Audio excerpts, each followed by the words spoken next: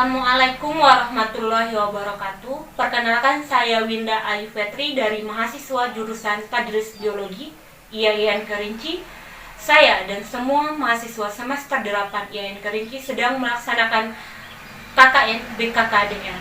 KKN BKKDR itu sendiri adalah kuliah kerja nyata berbasis kompetensi keberagaman dari rumah yang dilakukan secara daring atau online. Saya mendapatkan kelompok Desa Tanjung Harapan yang dipimpin langsung atau dibimbing langsung oleh Bapak Dr. Ahmad Yamin, SAG, SIP, MAG, dan Bapak Rifki Nurdiansah, MH. Program kerja yang saya pilih adalah pembuatan video. Video yang bertemakan segala hal yang berkaitan dengan virus corona. Mari kita saksikan bersama-sama.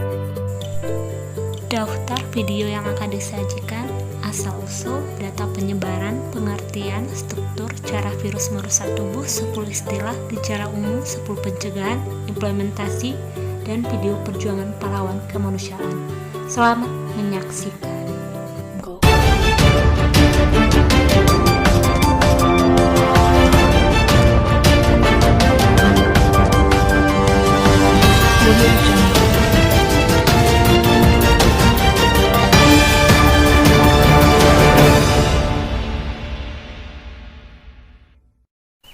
Pandemi global virus corona sedang dibicarakan oleh masyarakat. Pertanyaan kita yaitu, dari manakah asal-usul virus corona itu sendiri? Kita saksikan cuplikan berikut ini.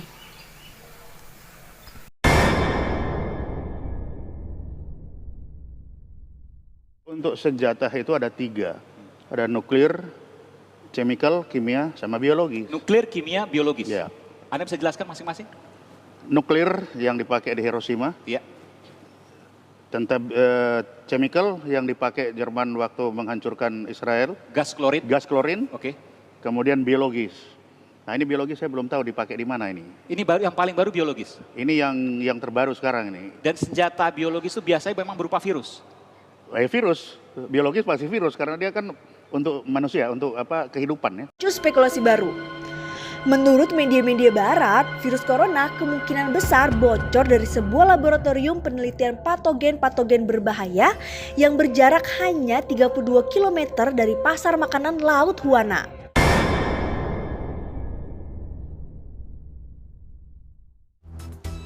Selain itu, para peneliti juga menduga bahwa ular memang menjadi hewan liar yang paling mungkin untuk menjadi inang dari virus 2019 nCoV ini.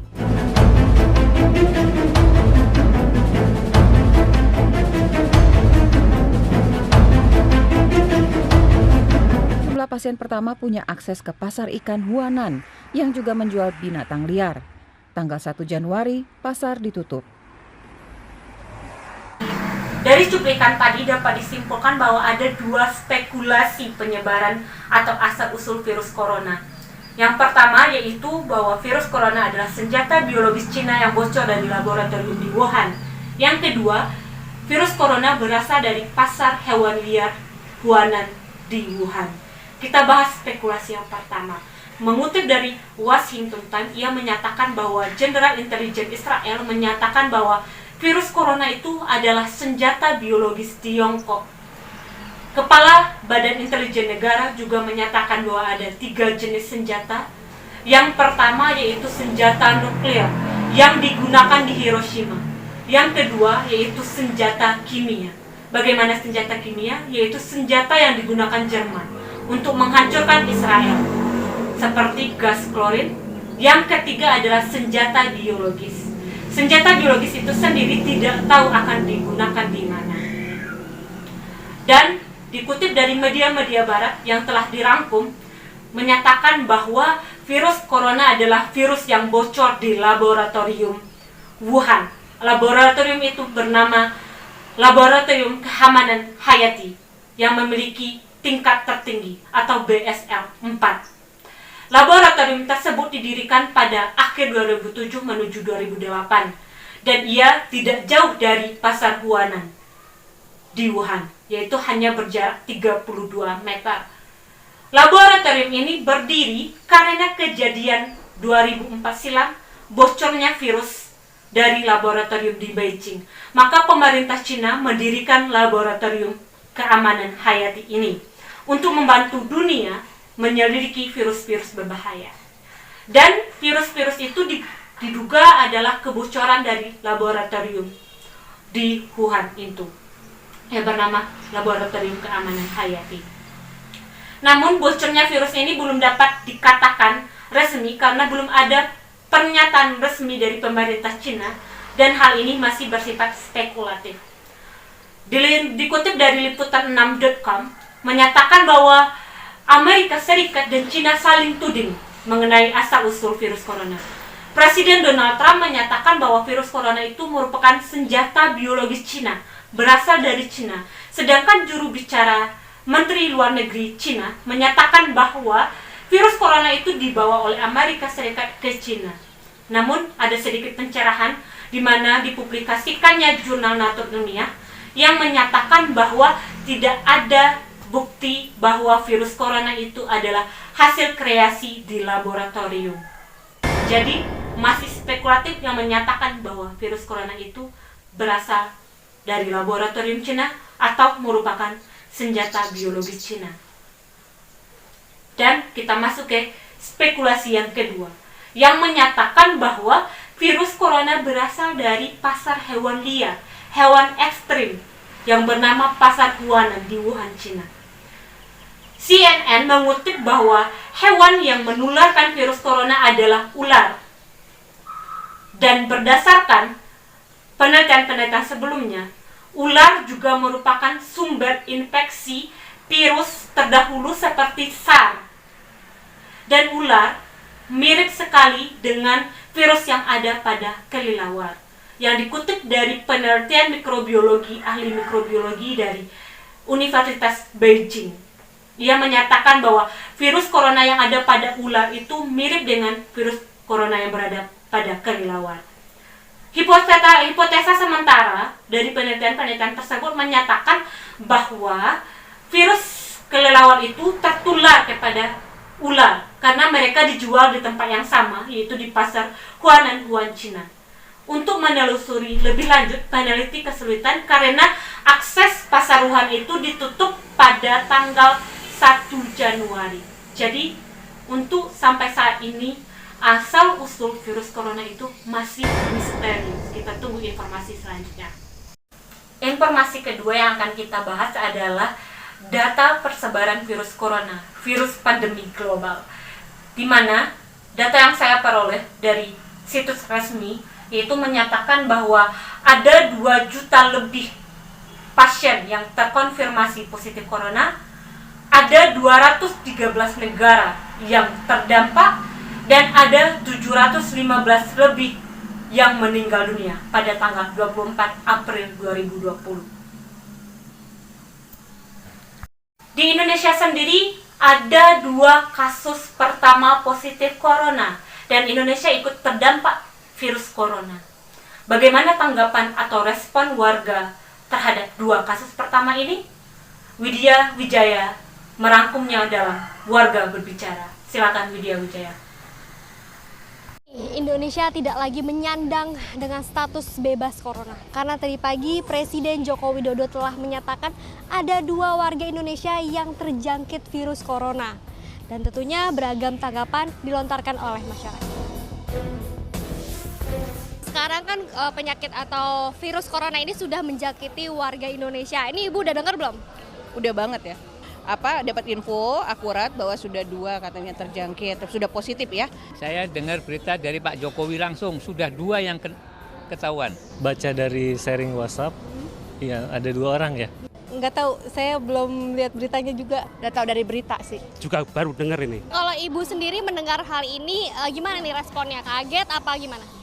Kalau kaget enggak, karena kan ini isu ini, berita ini kan sudah jauh hari ya. Tidak kaget, karena warga kita yang tempoh hari ke Cina banyak, pulang balik kan. Jadi kalau tertular itu wajar-wajar aja ya.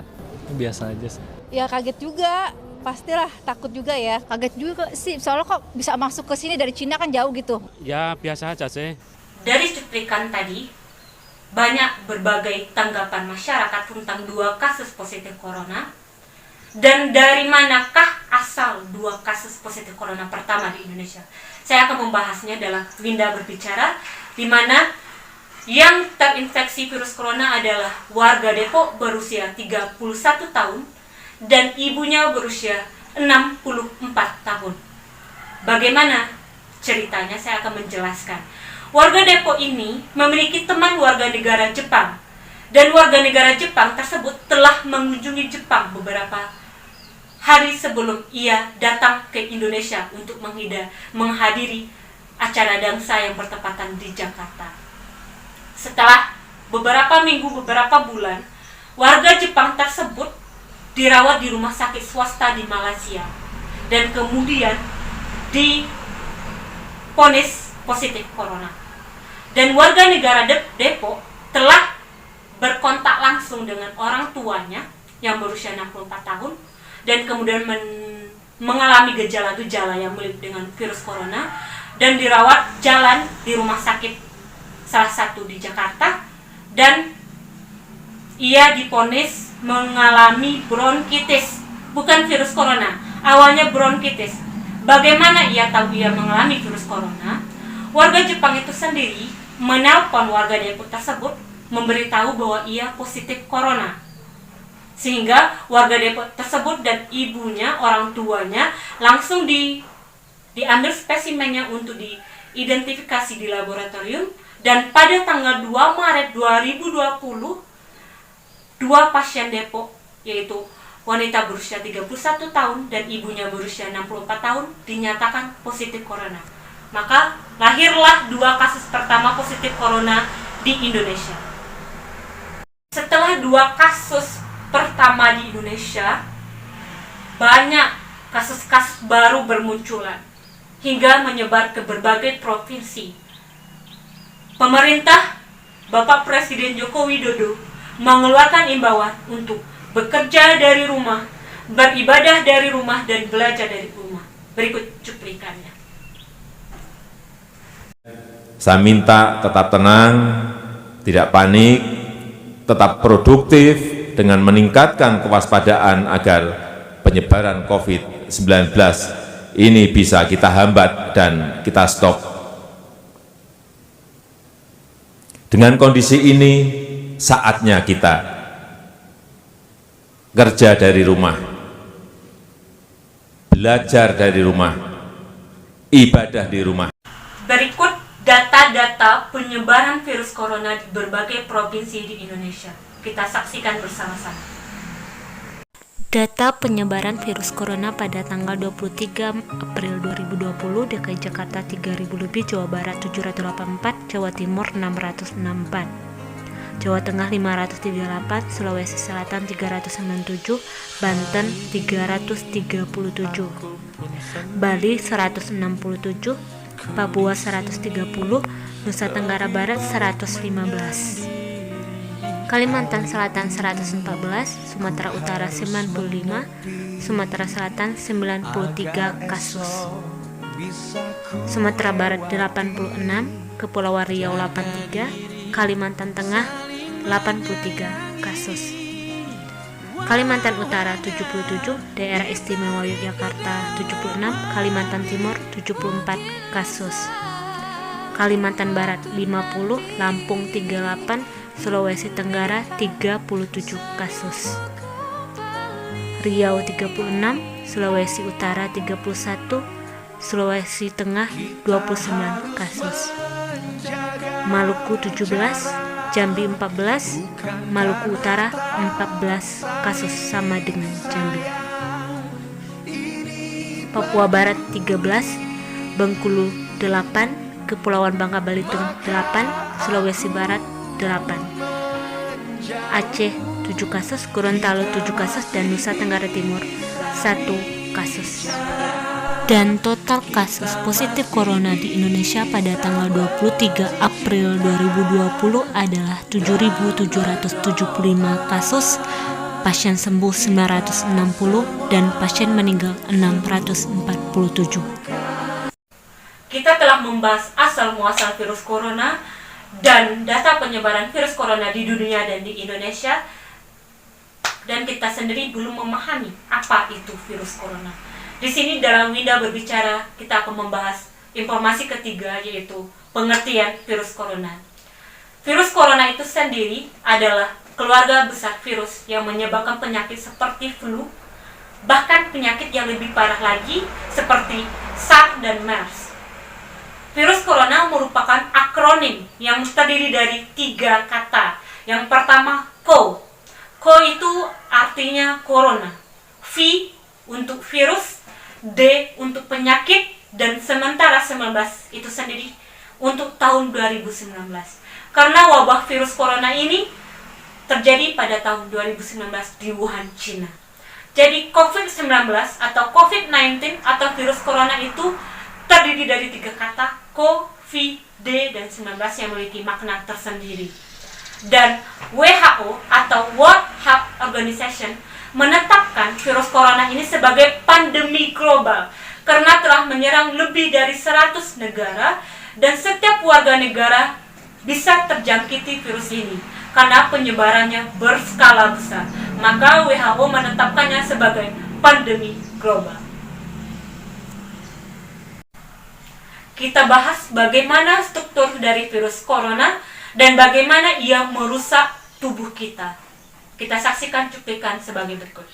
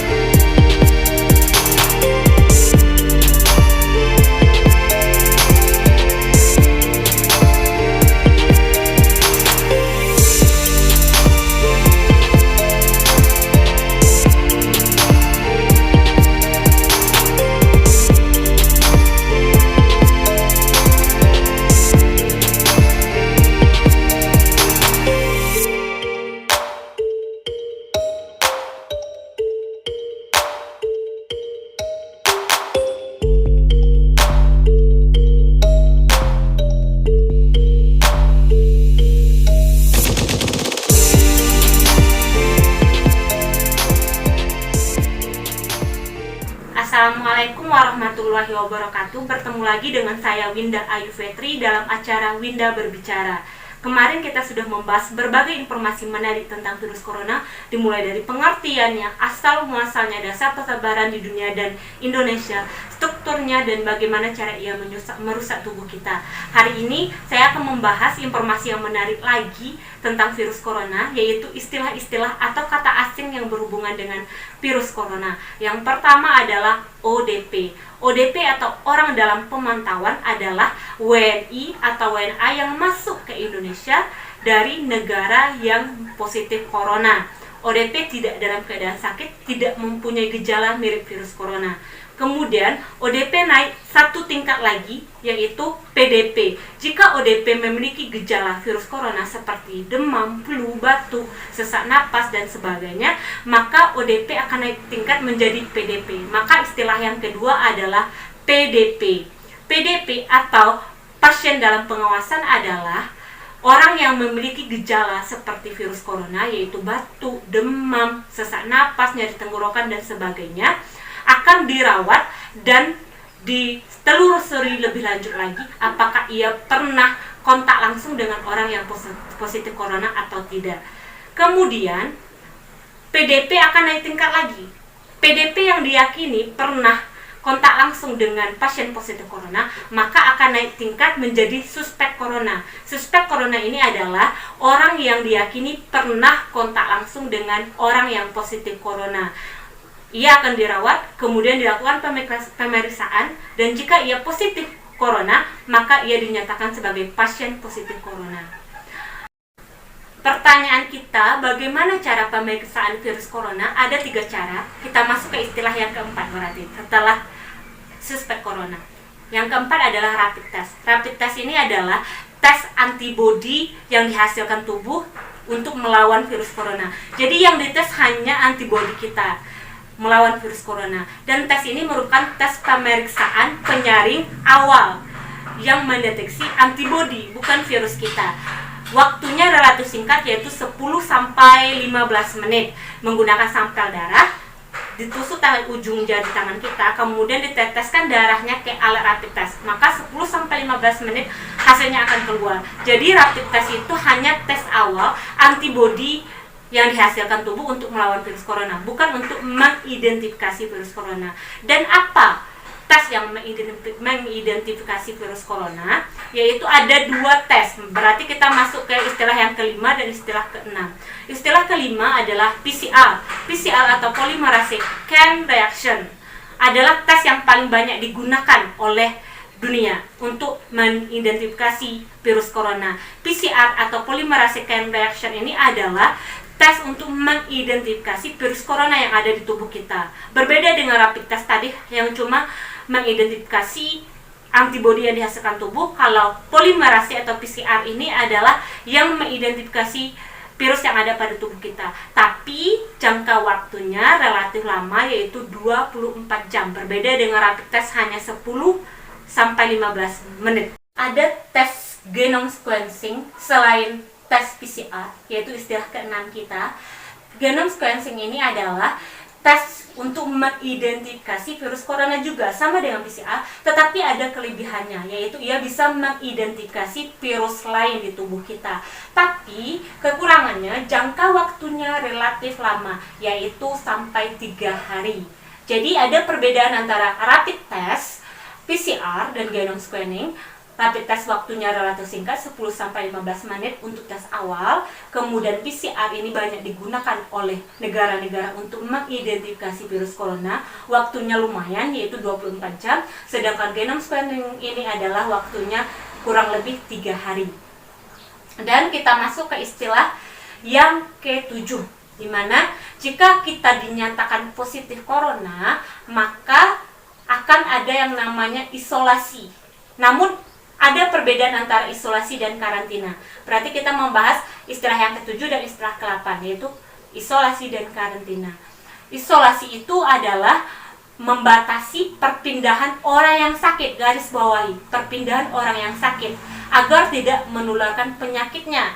Sedangkan karantina itu adalah membatasi perpindahan orang yang sehat agar tidak tertular penyakit. Jadi berbeda antara isolasi dan karantina. Isolasi untuk orang yang sakit dan karantina ada untuk orang yang sehat. Berarti kita telah menyelesaikan 8 istilah. Kemudian kita masuk ke istilah yang ke-9, di mana WHO, World Health Organization, telah menetapkan social distancing dan physical distancing. Social distancing itu adalah pembatasan sosial. Pertanyaan kita, kenapa social distancing diubah menjadi physical distancing?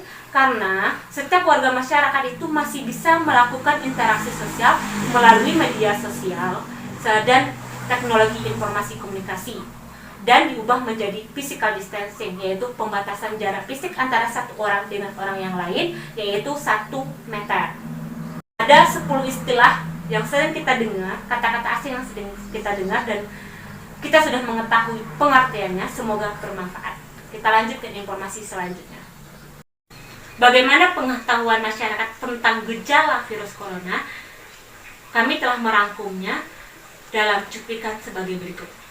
Di internet gitu, mungkin gejalanya itu kayak gejala flu, gejala batuk, cuman mungkin demamnya lebih tinggi. Oh, gejala-gejalanya sih kayak ringan aja, seperti kayak flu, batuk, sama sakit-sakit tenggorokan gitu. Gejala-gejalanya itu ya seperti kita gejala masuk angin, mau pilek gitu. Program Minda Berbicara telah mengutip dari corona.jakarta.go.id ada 5 gejala umum yang mengalami virus corona. Yang pertama adalah demam suhu tinggi, yaitu lebih dari 38 derajat Celcius. Yang kedua adalah nyeri tenggorokan. Yang ketiga adalah batuk. Yang keempat adalah sesak napas. Yang kelima adalah kelelahan. Dan sebagian juga mengalami gejala seperti mual, muntah-muntah, diare, flu, hidung beringus, dan sebagainya. Kita telah membahas gejala orang yang terjangkit virus corona. Lalu bagaimana pencegahannya? Ada 10 pencegahan yang telah saya rangkum dari berbagai sumber, terutama sekali adalah corona.jakarta.go.id. Cara yang pertama adalah tetap berada di rumah, stay at home, yaitu bekerja dari rumah, belajar dari rumah, dan beribadah dari rumah. Langkah yang kedua adalah hindari memegang wajah, mata, hidung dengan telapak tangan yang kotor. Yang ketiga adalah mencuci tangan dengan air yang mengalir dan sabun atau hand sanitizer yang berbasis alkohol minimal 60%. Berikut caranya. Tata cara mencuci tangan yang saya kutip dari www.kemenkes.go.id, yaitu dari Kementerian Kesehatan. Ada 6 langkah mencuci tangan yang dimulai dengan telapak tangan, kemudian punggung tangan, kemudian jari-jari tangan, kemudian mengunci ini untuk kuku, kemudian putar ibu jari, kemudian putar ujung kuku atau ujung jari, ini untuk kuku juga. Dan ada tambahan satu dikutip dari sumber lain, yaitu membersihkan pergelangan tangan. Agar cuci tangan lebih seru, saya telah mendownload 2 lagu, yaitu yang satu temanya adalah tata cara cuci tangan, dan yang satunya lagi saya mendownload dari Instagram happyfit.kids. Mari kita praktekkan. Kita praktekkan lagu pertama. Cara cuci tangan. Basahi tangan dulu pakai sabun, lalu tangan, punggung tangan, sela-sela jari, mengunci, putar ibu jari, ujung tangan, bilas air bersih, selesai. Atau jika lagu yang tadi terlalu cepat atau sudah dimengerti, maka kalian bisa mendownload lagu di happyfit.kids dengan lagu yang lebih pelan untuk anak-anak dan orang tua. Cara yang keempat yaitu bersihkan dan disinfeksi benda-benda yang sering kita sentuh. Cara untuk membersihkan atau disinfeksi benda-benda yang sering kalian sentuh yaitu seperti handphone. Buka casing handphone kalian dulu jika handphone kalian menggunakan casing, kemudian matikan atau nonaktifkan handphone kalian agar tidak ada aliran listrik lagi saat membersihkan. Dan gunakan tisu basah antiseptik dan bilas hingga ke sela-sela. Bilas sampai bersih. Dan setelah kering, gunakan tisu untuk mengeringkan. Bersih. Jika kalian tidak memiliki tisu antiseptik atau tisu basah antiseptik, bisa menggunakan tisu kering dan juga sabun atau alkohol seperti hand sanitizer dan sebagainya. Pencegahan yang kelima adalah terapkan pola hidup sehat, yaitu makan makanan yang bergizi dan olahraga setiap hari. Pencegahan yang keenam yaitu hindari kontak langsung dengan penderita positif corona. Pencegahan yang ketujuh yaitu hati-hati bersentuhan dengan hewan-hewan. Pencegahan yang ke-8 yaitu gunakan masker ketika berpergian keluar rumah. Pencegahan yang ke-9 yaitu terapkan physical distancing, yaitu 1 meter. Terapkan etika batuk atau bersin. Salah. Kok salah? Bagaimana cara pencegahan yang benar? Begini caranya. Cara batuk atau etika batuk yang dilakukan oleh Binjar tadi salah. Etika batuk atau bersin yang benar adalah menggunakan tisu atau bersin. Setelah gunakan tisu, buang tisunya ke tempat sampah. Dan etika yang kedua bisa kalian lakukan adalah jika tidak terdapat tisu, maka bisa menggunakan siku tangan bagian dalam. Dan setelah menggunakan siku tangan bagian dalam, bersihkan tangan dengan sabun dan air mengalir atau bisa menggunakan hand sanitizer. Assalamualaikum warahmatullahi wabarakatuh. Bertemu lagi dengan saya Winda Ayu Fitri dalam program Winda Berbicara. Hari ini saya sangat bersemangat karena saya akan membagikan berita bahagia di mana saya diperbolehkan bergabung dengan Kepala Desa Permai Baru dan Serumpun Pau untuk mengikuti acara pencegahan COVID-19 di desa masing-masing, yaitu desa tempat tinggal saya, Permai Baru dan Serumpun Pau. Saya ucapkan terima kasih kepada Bapak Kepala Desa Permai Baru dan Bapak Kepala Desa Serumpun Pau. Mari kita saksikan bersama-sama implementasi langsung saya di desa Serumpun Pau dan Permai Baru.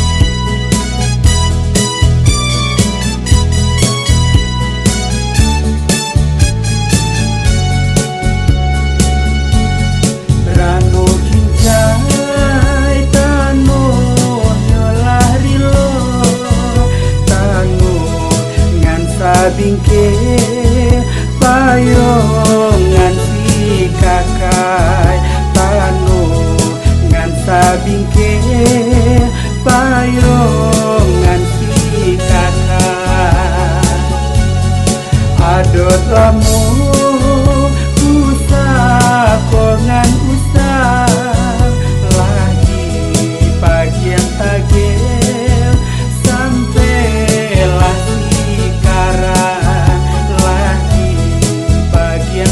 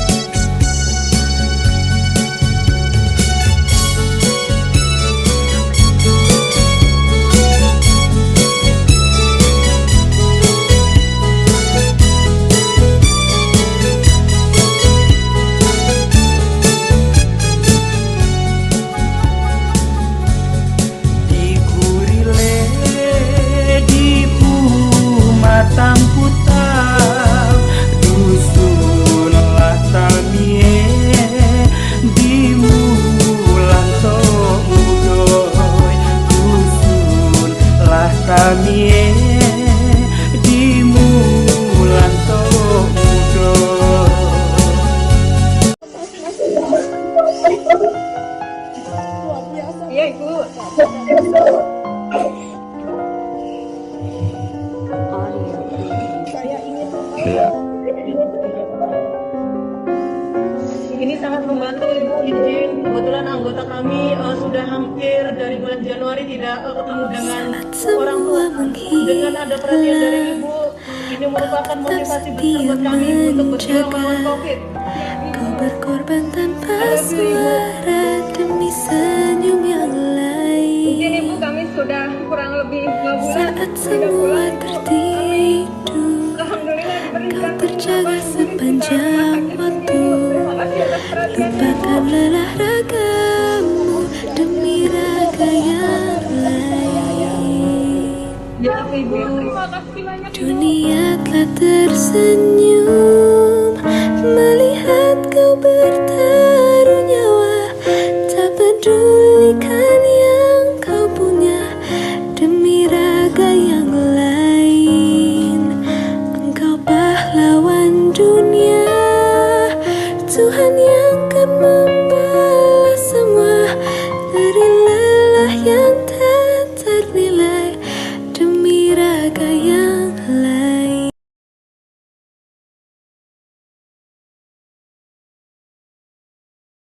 Allahumma